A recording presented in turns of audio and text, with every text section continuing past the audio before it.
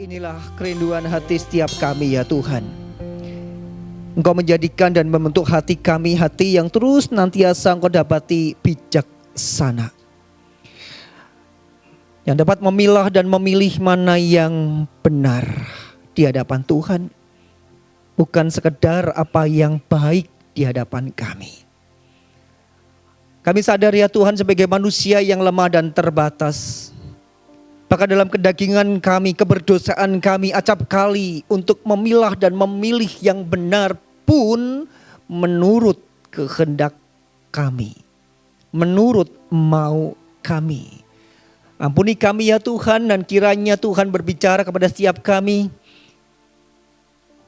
ketika kami bersama-sama hendak merenungkan firman-Mu pada saat ini. Bukan apa mau kami ya Tuhan, tapi apa mau Engkau.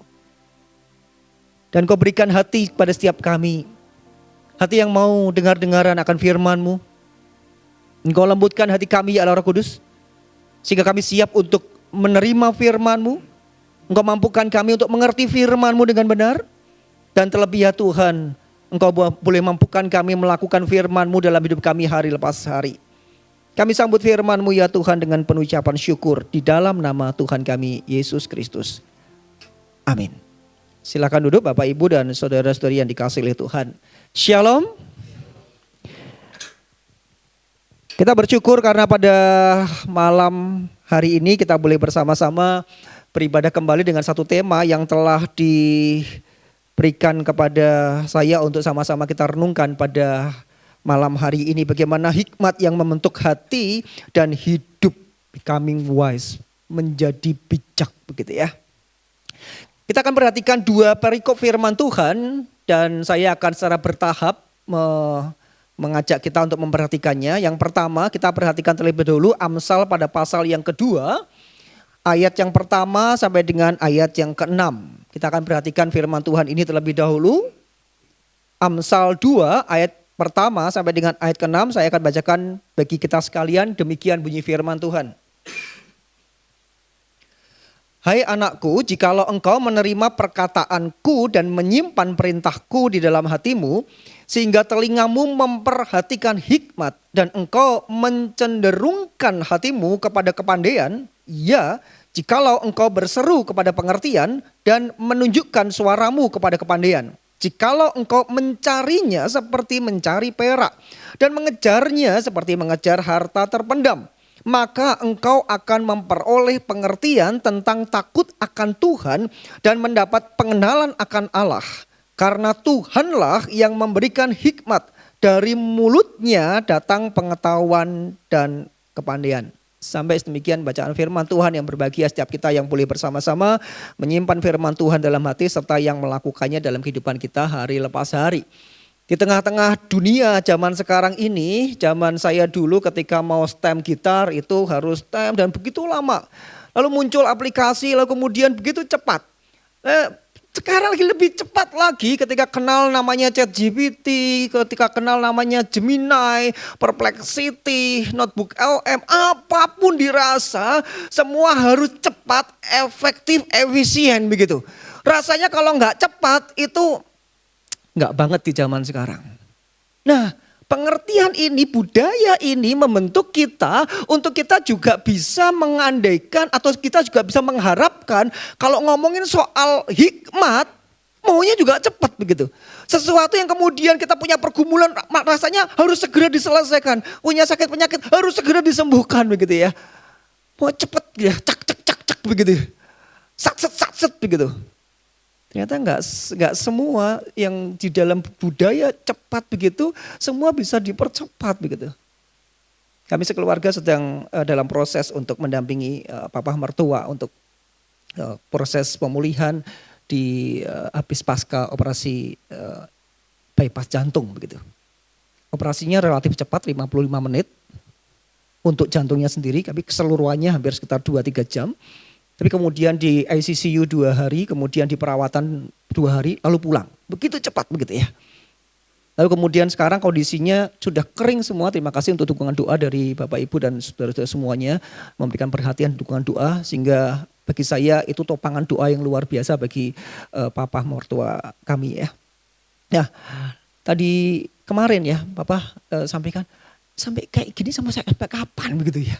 Karena kan masih secara luka itu sudah kering, tapi dalam keterbatasannya ngomong aja nggak boleh banyak-banyak. Kalau misalkan ada kunjungan kemudian juga dibatasi, saya juga minta maaf kalau seandainya Papa harus masuk ke kamar begitu ya. Benar-benar dibatasin. Terus Papa tanya, sampai kapan? Rasanya itu sudah baik-baik aja begitu, sudah kering. Terus ini mau sampai kapan? Saya bilang 3 bulan Pak. Dokter bilang, oh, kok lama banget ya?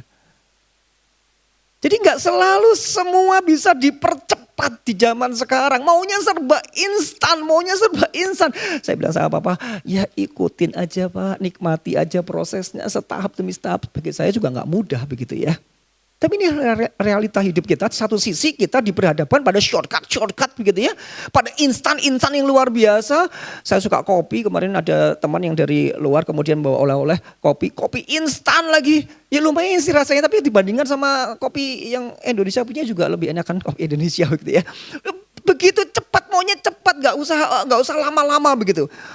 Dan hikmat pun maunya juga shortcut. Padahal hikmat itu bukanlah shortcut begitu ya. Gak bisa jalan pintas. Aku pengen langsung berhikmat begitu ya. Kayak Salomo itu loh, berdoa langsung celing gitu ya. Pengennya kan begitu. Itu kan hak prerogatif Tuhan. Hikmat itu anugerah yang Tuhan berikan. Tapi bagaimana kita kemudian hidup di dalam berproses mencari, menemukan hikmat yang Tuhan. Itu bisa. Satu sisi kita bisa kemudian diberikan hikmat seketika oleh Tuhan. Iya, tetapi proses yang berikutnya juga kita harus jalani secara wajar, alamiah. Bahwa hikmat itu bukanlah shortcut. Kenapa? Karena karakternya berbeda. Shortcut itu karakternya itu pengen segera gitu ya. Pengen cepat harus segera begitu ya. Lalu kemudian kalau hikmat enggak, harus mulai berproses. Mencari tips yang praktis gitu ya. Kalau hikmat mencari kehendak Tuhan. Beda, fokus pada kenyamanan. Kalau hikmat fokus pada kebenaran meskipun gak nyaman. Menghindari proses pembentukan kalau shortcut. Menerima teguran disiplin kalaupun harus kemudian diproses seperti itu. Pengennya mengubah situasi seketika. Tapi kalau hikmat mengubah hati dan karakter. Jelas berbeda secara karakter. Dan kita bersyukur karena Alkitab boleh menuntun kita bahwa hidup yang kita jalani, hidup yang benar adalah hidup yang bukan dibangun oleh jalan pintas. Tetapi hidup yang benar adalah hidup yang dibangun oleh jalan yang pantas di hadapan Tuhan. Karena pintas bisa jadi seringkali itu berlawanan dengan kepantasan, kepatutan yang Tuhan mau. Sehingga hari ini kita belajar dari tema ini, becoming wise gitu ya. Menjadi bijak. Bukan sekedar menjadi bijak, bukan sekedar punya hikmat, tapi bagaimana kita menjadi orang-orang yang berhikmat. Bukan sekedar orang yang tahu apa yang benar, tetapi orang yang memiliki hati yang dibentuk untuk mengasihi dengan benar. Bukan hanya tahu jalan Tuhan, tapi juga orang yang berjalan bersama dengan Tuhan. Berbeda. Jadi inilah kemudian sama-sama kita belajar dari akronim WISE. Yang pertama bagaimana kita kemudian bisa becoming wise. Yang pertama adalah wisdom begin here. Di sini mulainya, kebijaksanaan itu dimulai dari sini. Dari mana? Dimulai dari bagaimana kita memandang firman Tuhan. Apakah kemudian diterima, disimpan, dikejar, dicari begitu ya dengan kesungguhan hati. Jadi Amsal pada pasal kedua ini menekankan bagaimana hikmat bukan datang secara otomatis. Tapi hikmat itu harus dicari, diterima, disimpan, bahkan digali. Kita perhatikan di ayat yang pertama, Amsal 2 ayat pertama. Hai anakku, jikalau engkau menerima perkataanku dan menyimpan perintahku dalam hatimu. Dua kata kunci di sini, menerima dan menyimpan. Jadi Amsal sang penuh dengan hikmat. Salomo ketika kemudian menuliskannya ini, ketika ngomongin soal hikmat, bagaimana hikmat itu adalah bermula dari apa yang dikatakan oleh kebenaran firman Tuhan. Perkataanku itu, apakah kita menerima perkataan Tuhan, menerima firman Tuhan, lalu kemudian menyimpannya. Bahkan kemudian gak hanya mencari dan mengejarnya, kemudian di ayat yang menerima dan menyimpannya. Kemudian ayat yang keempat, mencari dan mengejarnya. Artinya ada 4 kata kunci di sini yang menekankan bagaimana setiap kita untuk menjadi orang yang berhikmat harus dimulai dari sini dulu. Memandang firman Tuhan, firman kebenaran itu. Jikalau engkau mencari seperti mencari perak dan mengejarnya seperti mengejar harta terpendam. Mencari dan mengejarnya, ada kata kunci di sini ya, mencari dan mengejarnya. Jadi dimulai dari sini kebijaksanaannya, yaitu menerima, mencari, menyimpan, mengejar firman Tuhan. Tidak bisa tidak. Ketika mau ngomong soal kebijaksanaan, maka ini dulu, berawal dari sini dulu. Bagaimana mungkin jadi seorang yang bijaksana tetapi tidak dipenuhi oleh kebenaran firman Tuhan? Bijaksananya Allah siapa? Nanti munculnya bijaksini begitu ya.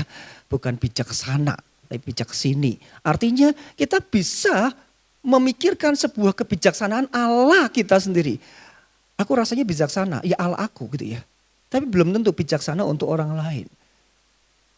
Makanya hati-hati terhadap bijaksana ini. Maka perlu untuk kemudian standarnya apa kalau gitu?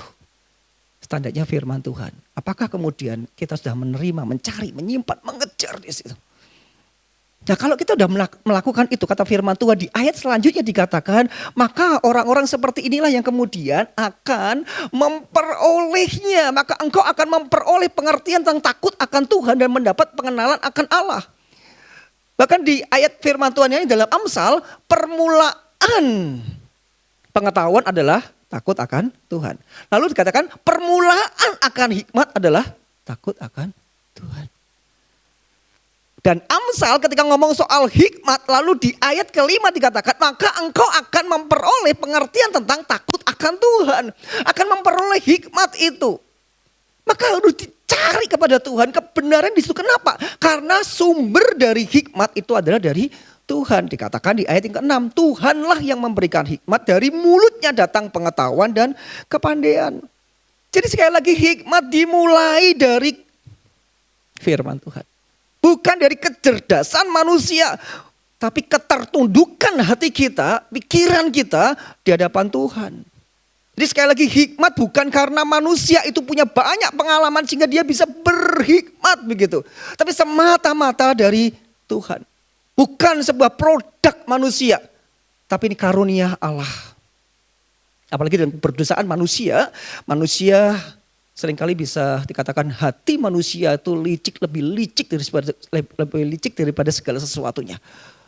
Ngeri itu, bagaimana kita bisa membungkus hikmat tanda kutip. Bahkan yang berbau rohani sekalipun. Karena keberdosaan manusia yang korup itu. Yang dikatakan rusak total hati manusia itu. Kalau enggak mengalami pemulihan dari Tuhan sendiri. Kalau bukan berdasarkan kebenaran dari Tuhan sendiri. Maka hikmat yang sudah korup itu. Hikmat yang membahayakan. Di sekolah, para guru-guru sedang belajar untuk diproses lagi, memperdalam bagaimana ilmu-ilmu pengetahuan di mapel-mapel, semua mapel. Itu harus kemudian betul-betul terintegrasi dengan baik. Betul-betul Bible worldview-nya itu jalan di situ. Kenapa? Karena bisa korup di situ. Mapel-mapel itu bisa korup.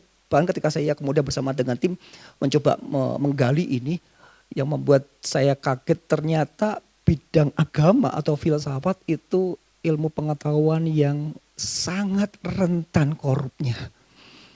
Karena natur manusia berdosa tadi itu. Yang paling minim itu matematika. Paling minim. Benar ya? Di hadapan orang berdosa sekalipun 1 tambah 1 ya 1 gitu ya. 1 tambah 1 2. Saya selalu memberikan matematika agama soalnya. Kalau agama 1 tambah 1 1. Matius 19 ayat 6 ya. Demikianlah mereka bukan lagi 2 melainkan 1. Ini bukan Prabowo ya. 5 tambah 2 bukan 7. Tapi sisa 12 bakul. Itu matematikanya Tuhan. Kita kembali ke sini ya. Bukan kemudian kita mengandalkan kepintaran, pengalaman itu akan sangat rentan. Karena sejatinya kita manusia yang korup. Jadi semata-mata kalaupun kita diberikan hikmat Tuhan. Itu anugerah. Kok bisa ya aku bisa ngomong kayak gini ya. Kok bisa ya memutuskan ini. Coba aku gak tak putuskan gini kayak apa ya jadinya usaha kita nanti ya. Kedepannya ya gak tahu. di luar kemampuan kita, tahu-tahu dalam pergumulan kita, dalam saat teduh kita mungkin kemudian Tuhan kasih hikmat. Ya Tuhan yang berikan hikmat, disyukurin itu. Bukan semata-mata karena kekuatan kita. Tetapi kita tahu satu sisi Tuhan yang memberikan, tapi bukan berarti kemudian kita pasif, bukan. Tadi 4 kata tadi itu aktif loh, mencari, menggali. Mau apa lagi tuh, sampai lupa saya ya.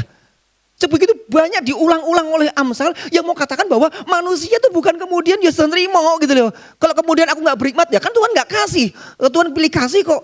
Giliran ke Pak Peter dikasih hikmat. Ke saya enggak. Wah pilih kasih misalkan begitu. Enggak bisa. Itu kayak ibaratnya begini. Dalam tambang emas begitu ya. Ini penggambaran tambang emas harus digali, diteliti dan sebagainya. Pasti dapatnya sesuatu yang wow. Sesuatu emas yang dicari-cari kemudian mendapatkan hasil yang bagus. Dibandingkan dengan yang ya dapatlah di sekitarnya di pinggir jalan begitu ya. Kemudian di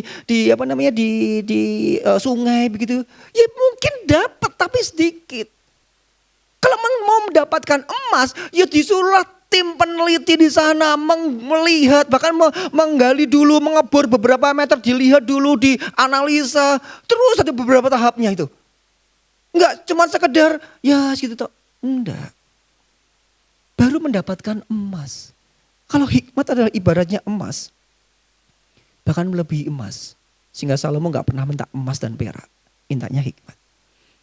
Nah, kalau emas saja harus sebegitunya dalam prosesnya. Kalau kita mau mendapatkan yang lebih daripada emas tadi dengan santai aja begitu ya. Enggak mau merenungkan firman. Menganggap sesuatu yang kemudian ya sesuatu yang kita putuskan bukan sesuatu yang kemudian berasal dari firman. Bahkan di era-era zaman sekarang ini tantangannya adalah generasi muda ya. Rasanya algoritma, tren, opini teman itu lebih membentuk kita daripada firman Tuhan. Rasa-rasanya algoritma di zaman sekarang itu kayak nomor 1 tuh standarnya ya. Algoritma gimana nih? Oh gak bisa, kalau udah kayak gitu gak mungkin lah gitu. Rasanya langsung itulah teratas gitu ya. Atau pengalaman rohani kita. Hal-hal yang bisa membentuk kita.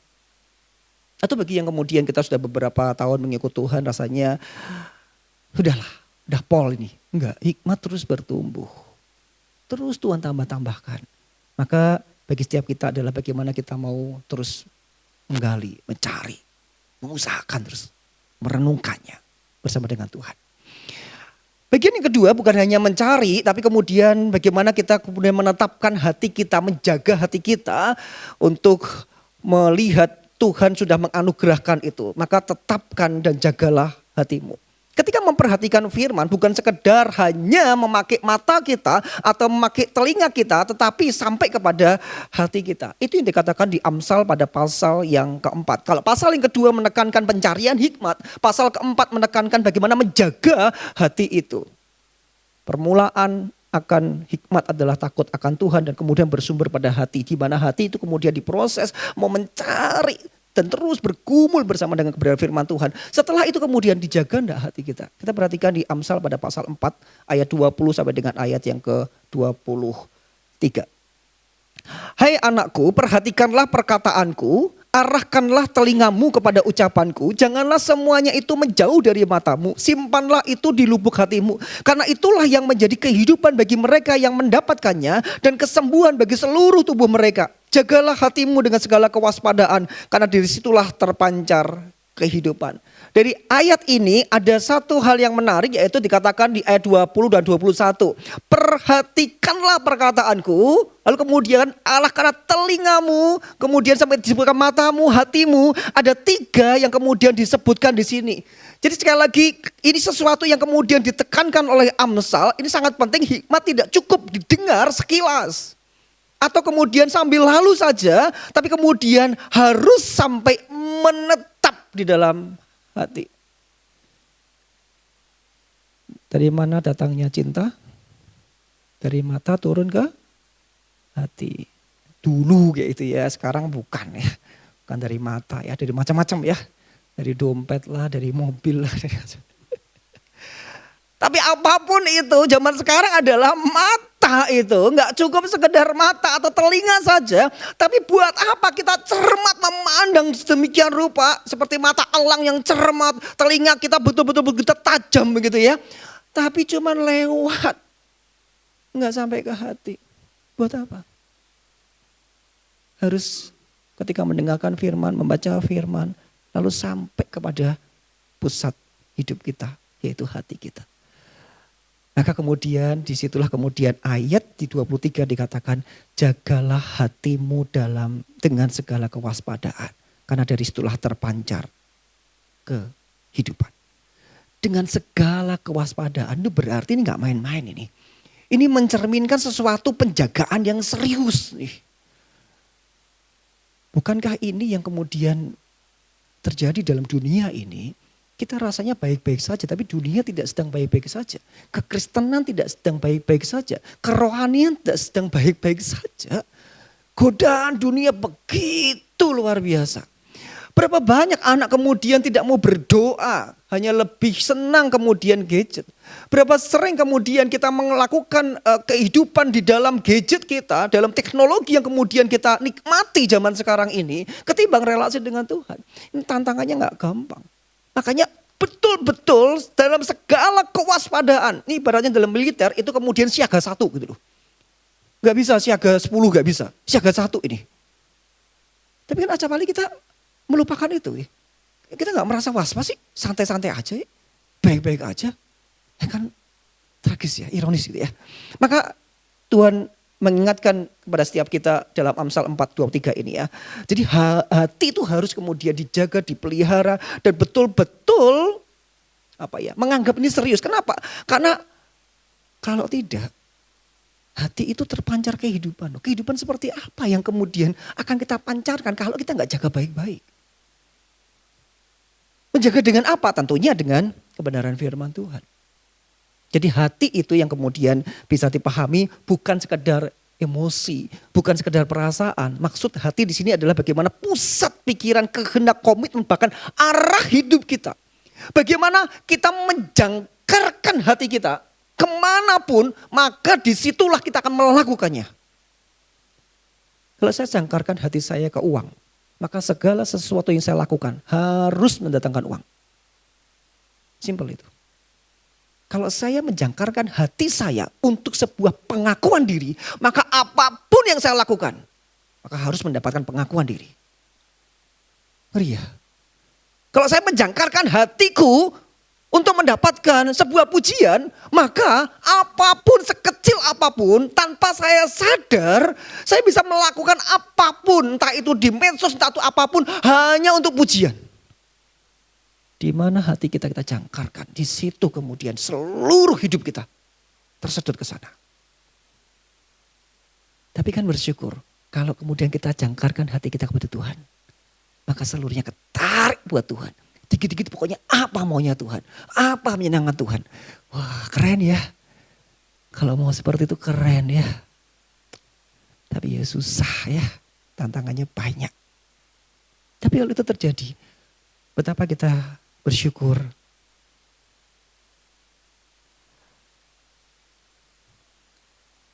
Maka itu yang kemudian nampak. Setelah kita menjaga hati kita, dikatakan di ayat 24-27, itu kemudian terlihat. Hati itu kan gak tahu. Ada orang bilang dalamnya lautan dapat ditebak begitu ya.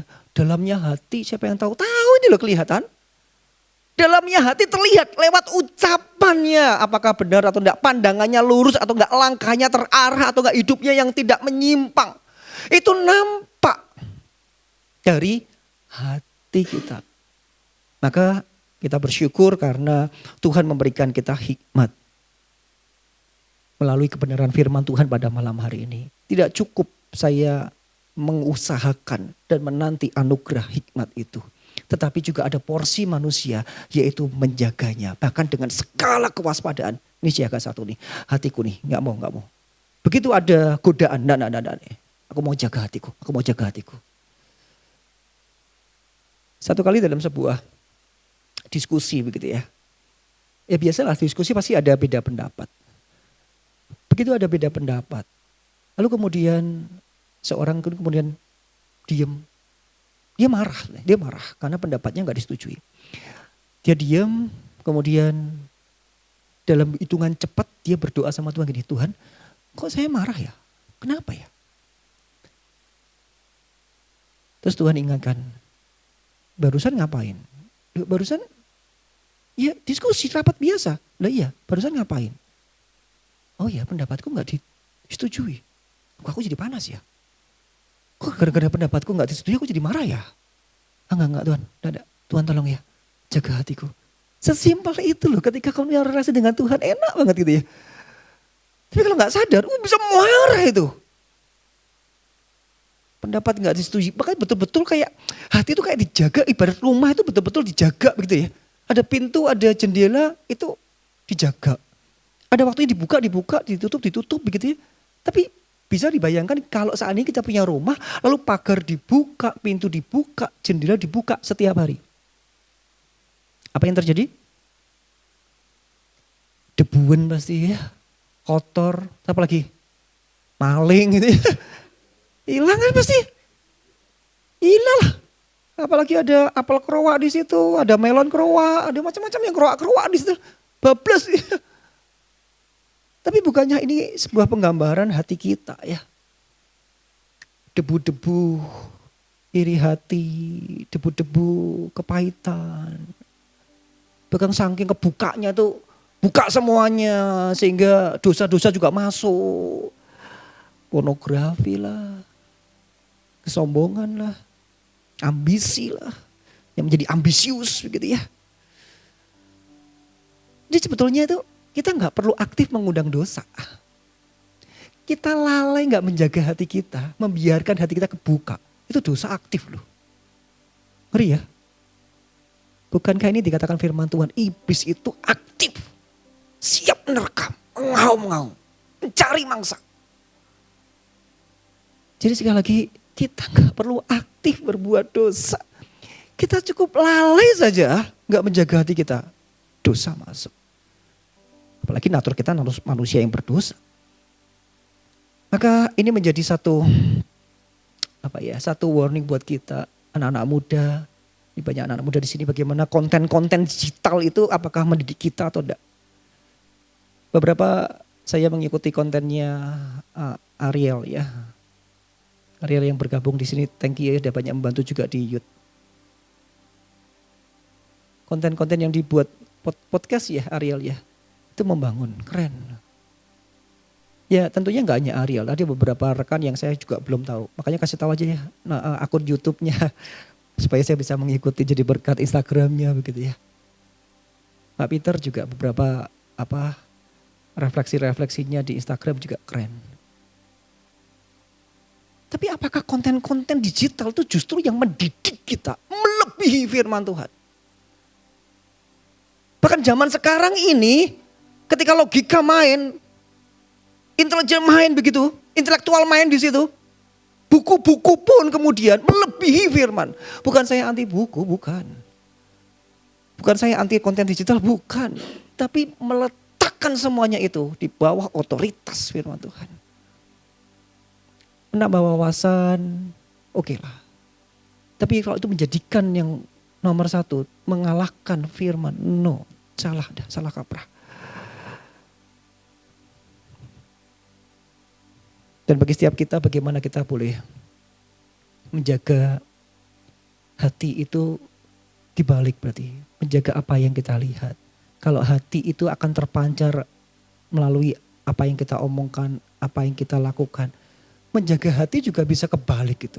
Apa yang kita lihat selama ini, itu dalam rangka juga menjaga hati. Apa yang kemudian kita ucapkan selama ini, itu juga dalam rangka menjaga hati, itu juga bisa tumpang balik gitu ya.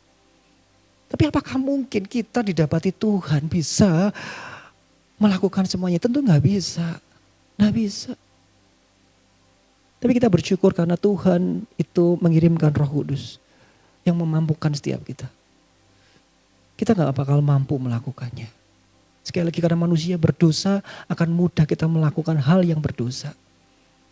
Tapi kita punya Roh Kudus yang terus mengingatkan kita, yang memampukan kita. Tuhan aku mau, Tuhan yang mampukan. Tuhan aku mampu, gak bakalan kita mampu. Kita frustasi.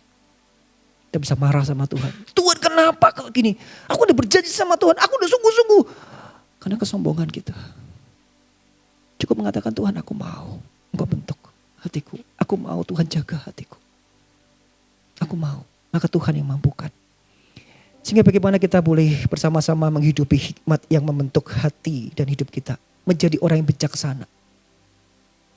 Bagaimana dimulai dari memahami kebenaran firman Tuhan.